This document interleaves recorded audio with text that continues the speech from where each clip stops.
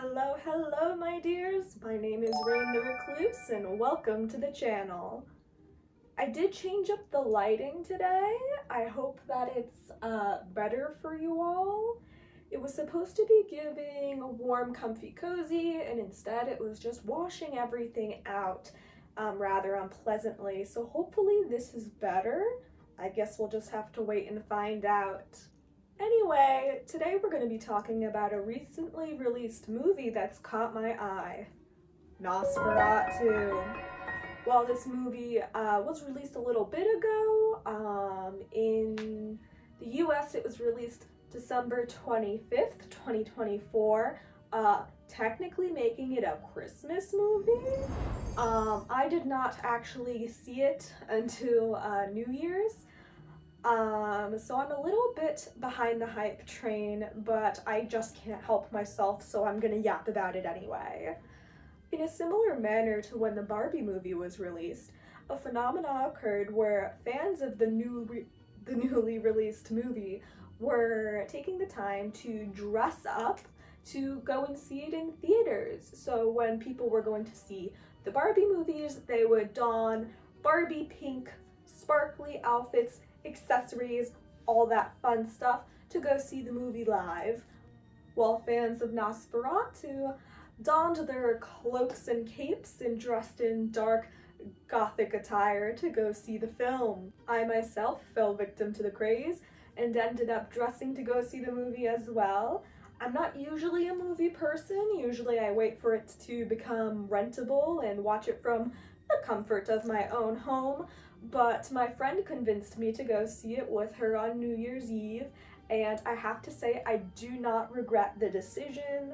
The drama of Nosferatu was just very befitting of a theater experience. Being in the dark auditorium with so many other countless watchers, and seeing it on the big screen, I feel really added to the experience. But yes, today we're going to be talking about the cinematography of the movie, and in particular, what I specifically enjoyed about the film.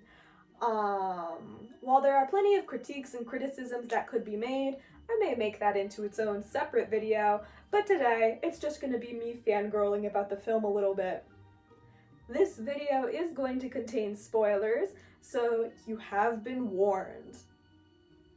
The first scene we're going to discuss is with our protagonist, Ellen Hutter. In the very beginning of the film, we are greeted by a plethora of visual symbolism.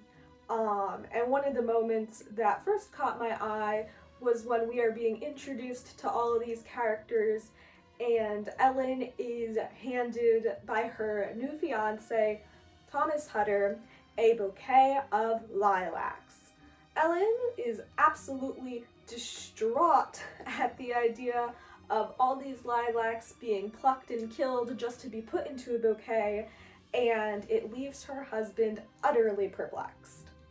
The scene pauses for quite a while, with Ellen holding the bouquet in a similar fashion to what a British or American bride may do with a bouquet, both hands held around it stiffly in front, a very stiff, formal posture while she's holding the bouquet, looking very distraught, in a way that I think helped to reinforce the fact that her and Thomas are newlyweds. That purposeful nod towards their marriage, I thought, was a very clever hint to the audience to help reinforce that idea. Now to the lilacs themselves. The language of flowers, or florography, looked that word up just for all of you, is the collective term for the symbolism that is applied to different flowers and can change based on the color of the flowers themselves, since certain species of flower can come in various colors. As a whole, lilacs can be used to symbolize young love and the impermanence of youth in general, but like with many other flowers, their meaning begins to branch off depending on their color. White lilacs are used to represent purity and innocence. However, Ellen isn't holding white lilacs. No, Her lilacs are purple. And what do purple lilacs represent? They are used to represent spirituality. This bouquet of purple lilacs being a nod to the fact that Ellen is spiritually inclined and has been experiencing these supernatural abilities from a very young age. Her first encounter with Count Orlok, or Nosferatu, was due to her supernatural abilities. Her inclined sense towards the spiritual caused her to become isolated from her parents and overall loneliness.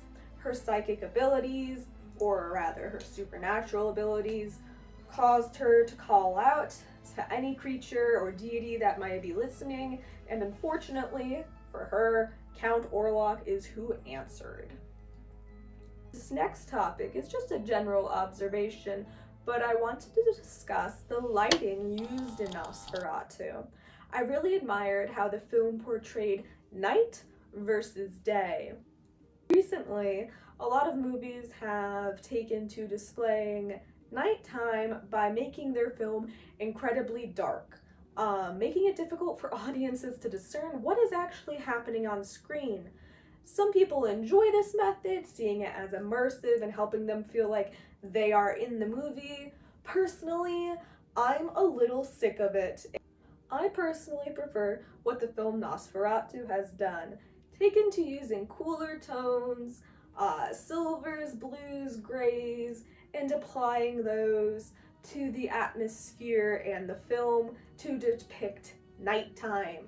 There are many key instances in which this is utilized, times such as when Ellen is preparing for sleep, or when we are following Thomas Hutter through the woods. The screen takes on either very heavily gray or blue tones and makes it very easy to tell that the scene is nighttime.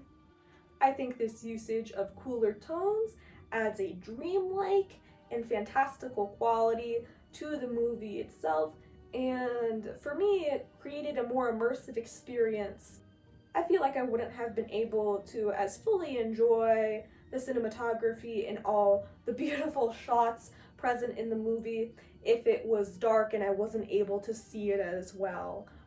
So I very much preferred this method, and that brings us to our third scene. This scene in particular is going to be focusing on Thomas Hutter. In this scene, we have Thomas Hutter, Ellen's husband, walking through the woods on his way to Nosferatu's castle. This must reach the Count's estate to hand him documents saying that his purchase of his new home in England is finalized.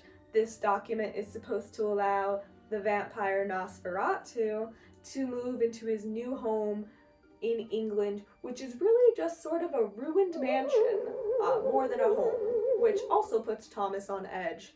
I think I would be a little concerned as well.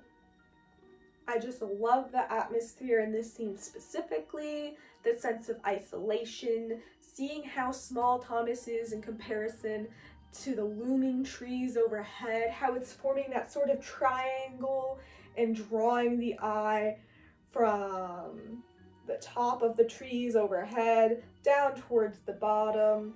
It's fairy tale-esque in its exaggeration, and the deep blues and the silver tones just add to that fairy-like quality. I also enjoy the portrayal of multiple paths. Thomas at this point is at a crossroads, both literally and figuratively. At this point, it's not too late for him to turn around and return home to Ellen, heeding Ellen's warnings to not go to the Count's castle, or he can continue on his journey ahead to meet with Nosferatu. Thomas standing at the crossroads also suggests the imminent unknown and what the future may bring and the significance of the choices he has to make very soon.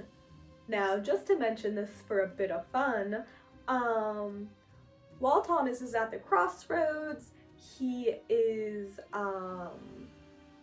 kind of losing his placement in the woods. He's not sure which direction he's going. He's lost his course.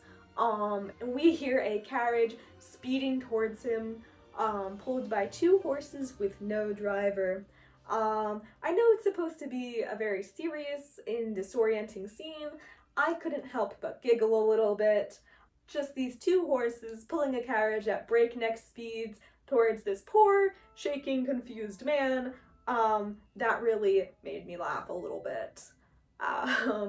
Moving on, another quality of the film that I really enjoyed was the way that confusion was portrayed, particularly with the character Thomas Hutter. Multiple times throughout the movie, Thomas is seen facing the wrong direction, whether that direction may be away from the audience or away from the point of action occurring in the film.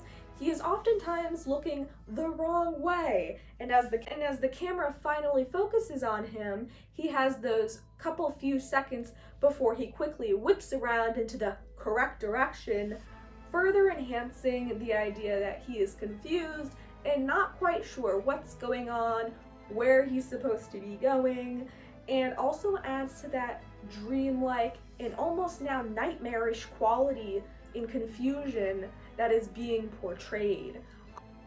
It portrayed the character's disorientation quite well, and it's not something that I've seen in a lot of movies done to such an extent and executed so effectively. So I really enjoyed that.